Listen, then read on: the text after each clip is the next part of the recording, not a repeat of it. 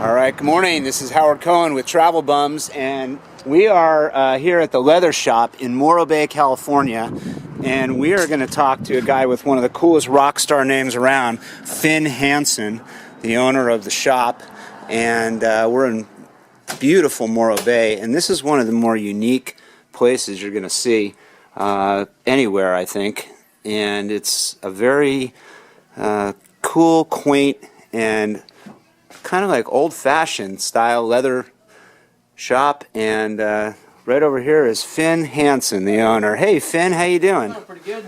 Great. What are you working on right now? I am restoring an old set of saddlebags for a customer. It's an old pair of horse saddlebags, and he wants to use them on his motorcycle. About probably 30-40 years old, so we're just giving a little bit of oil, rejuvenating it, fixing up some busted rivets and stitches, and getting them ready to ride. Nice, nice. So they can use these on a motorcycle, and that's what he plans on doing. Yeah. Cool. And you got a lot of customers that bring in all their stuff for you. All kinds of stuff. There's no one single group of stuff we do. I mean, we work on horse gear, motorcycles, ladies' purses, belts and wallets and knife sheaths, and a little bit of everything. Keeps the job interesting. Yeah, I'll bet. I bet you see all kinds of amazing old antiques and stuff like that you got to work on and refurbish. So how long have you been doing this business? I started working with leather back in junior high, some 23 years ago, and kept it up as a hobby. Went to Cal Poly, ended up quitting school to buy the business after working here for a couple of years, and that was 11 years ago. So I've been here at the shop close to 15. Nice.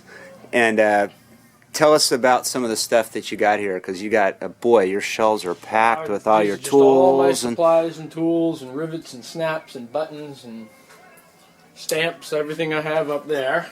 A rack of tools in the back, all kinds of different things you need. Well, mind if I take a quick spin around the shop here and just check it out? Mess of a shop. Yeah, no, it's awesome. It's really cool. People get to see all kinds of stuff that they've never seen before. Well, you got tools coming out everywhere. Tools, they haven't changed in probably 50, 75 years, easily. Wow. Yeah, look at these old hammers for. What do you show us a couple of the items that you sell and some of the things that you make here in the store? Let's see. I've got one right here I've been working on recently. We're doing a leather-covered guitar. Nice. Cheetah print calf skin here. Wow, that's amazing. Needs beautiful. A little more work before it's ready to go. Now you just put a cover on the case? Put a cover around the case of it, yeah. Basically completely wrapped up. This is one just sitting here waiting to be done later this week. We're taking customers' motorcycle seat and sissy bar for their show bike, and we're going to be reupholstering it with this crocodile skin on the top side here. Awesome. And kind of a flame pattern coming up around the sides. Nice. That should be a real fun one. Yeah, that's gorgeous. Wow. So you just do you get this for the client, or do they bring this to you? I got that actually. I had to look online for a couple new places to buy skins to find one big enough for that. Yeah. Usually they come a little bit smaller. I guess you can get almost anything online nowadays, right? Online, yeah, if you look hard enough.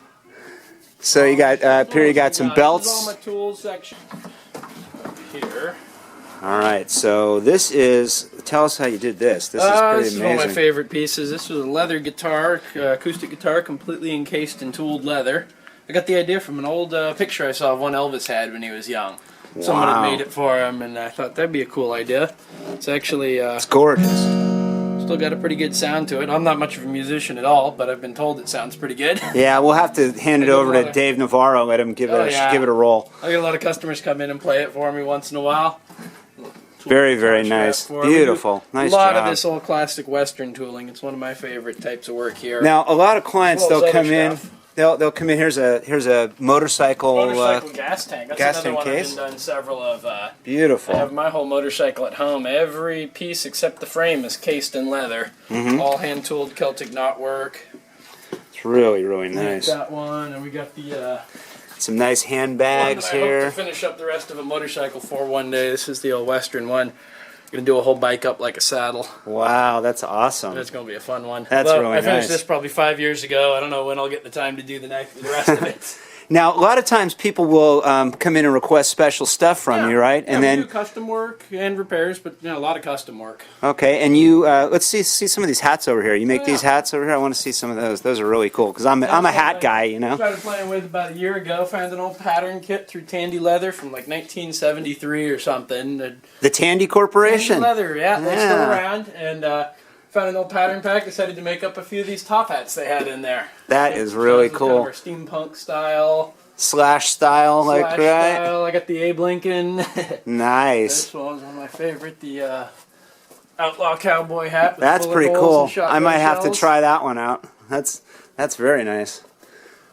And then you make you got some custom wall work and maps. I've been doing for a while. Wall hangings, different maps of the world. I always was interested in map making, and in today's world of satellite imaging, it's not exactly a useful skill anymore, but it's still pretty cool. Got some beautiful custom wallets and such.